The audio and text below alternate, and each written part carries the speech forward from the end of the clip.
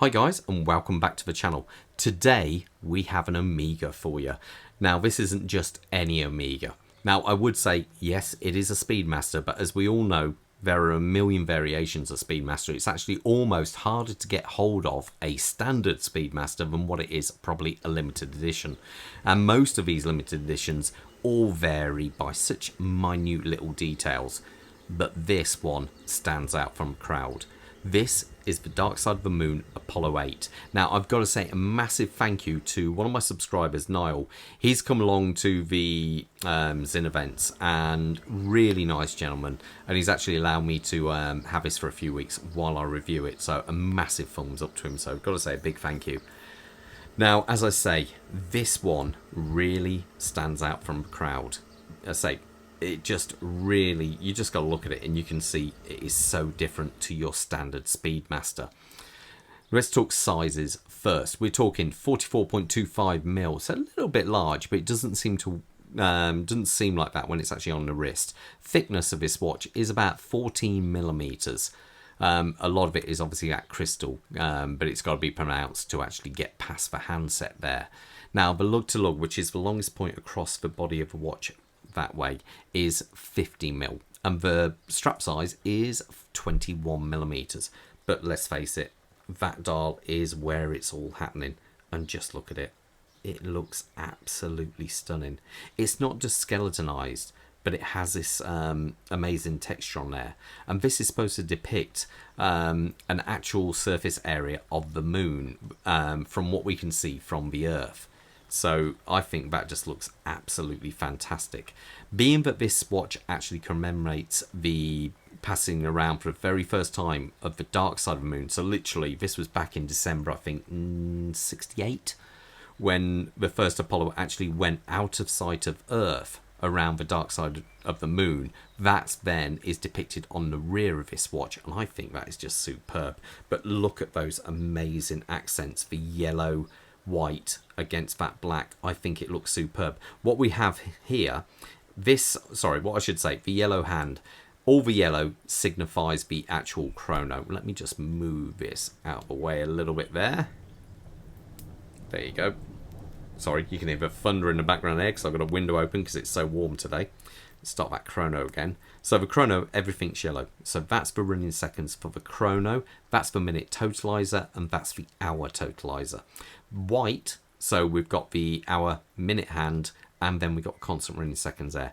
These do have loom. So the timekeeping side of it, you do actually get loom on there. It's not too bad either.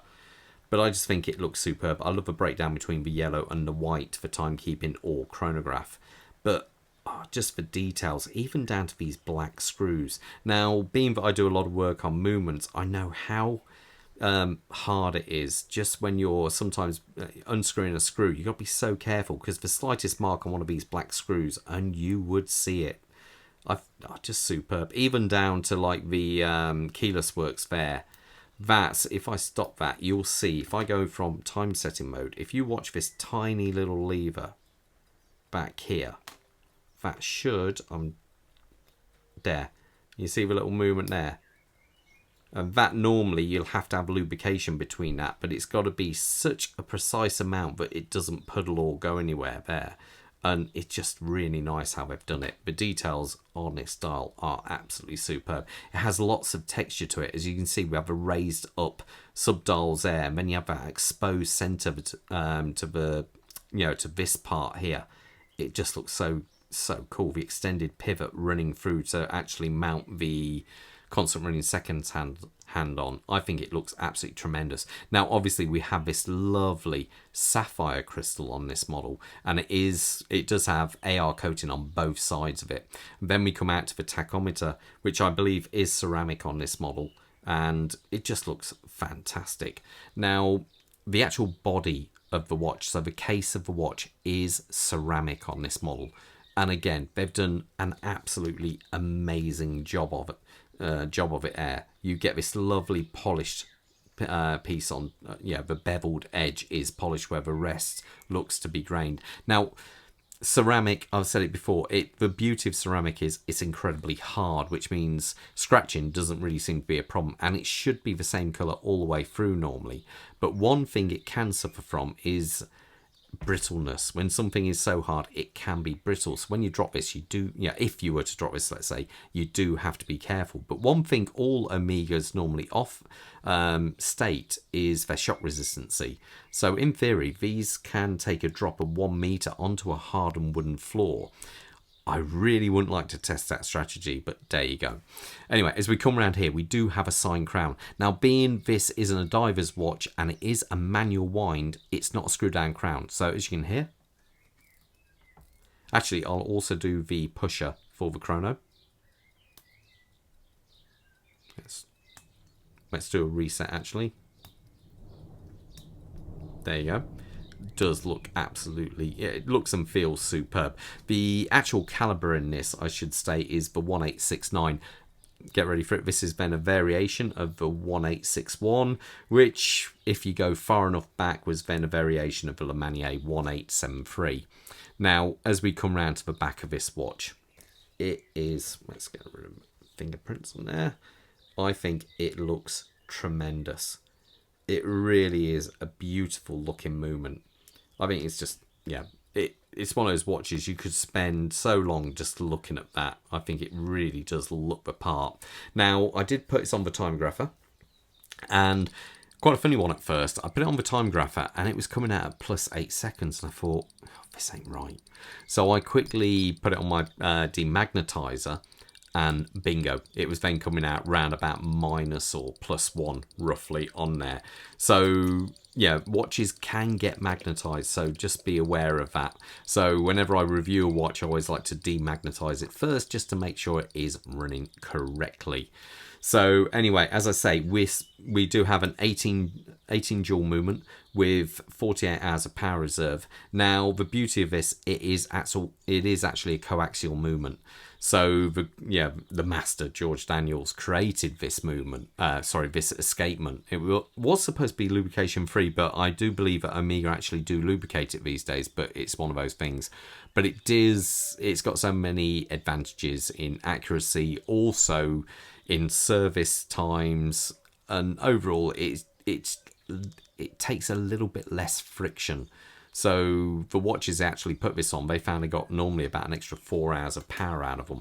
So anyway, it's a beautiful watch. The strap itself is like a rally style strap, and it does have, again, the yellow accents coming through there. What is really nice is the buckle there is actually ceramic. So that level of detail I think is very cool. Let's zoom out and we'll put it on my wrist, see how it looks. Quick wrist check. I'm wearing a Breitling Colt 41 today. Bob, what you sporting there, sir? Ooh, he's got another ceramic watch off one of my other subscribers, Stephen. So that's a Tudor black base ceramic. Beautiful watch. Let's quickly put this on. So take that off. My wrist size is 7 1/4 inches. Let's try and put that. One thing I would say, for some reason, actually when it comes to putting this on, this never seems to line up quite right on the buckle. It's a bit of a weird one. So you got to excuse the rain at the moment, so I've got that going on. Oh, sorry, bash the camera. And there you go. That's it on my 7.25 inch wrist. I think it looks absolutely stunning. One thing I would say, Niall did say about it, which is a fair and interesting point. He said that sometimes it is hard to actually see the hands on this watch. And I can kind of sympathise with him on that one, because it does look, they're not very pronounced from the actual dial. But that is really a small price to pay. I think, for owning such a beautiful watch. I do think it is an absolute stunning watch. So, another little side note, just while I'm here, the movement in this is a chronometer spec movement. So, as we all know, it is a rather nice movement. But they do seem to be switching over to the Matas testing system. And I don't know how well this does in the Matas system. So I've got a feeling they might be modifying this movement at any stage quite soon. So food for thought. Anyway, all the best, and most importantly, guys, stay safe up there. Bye.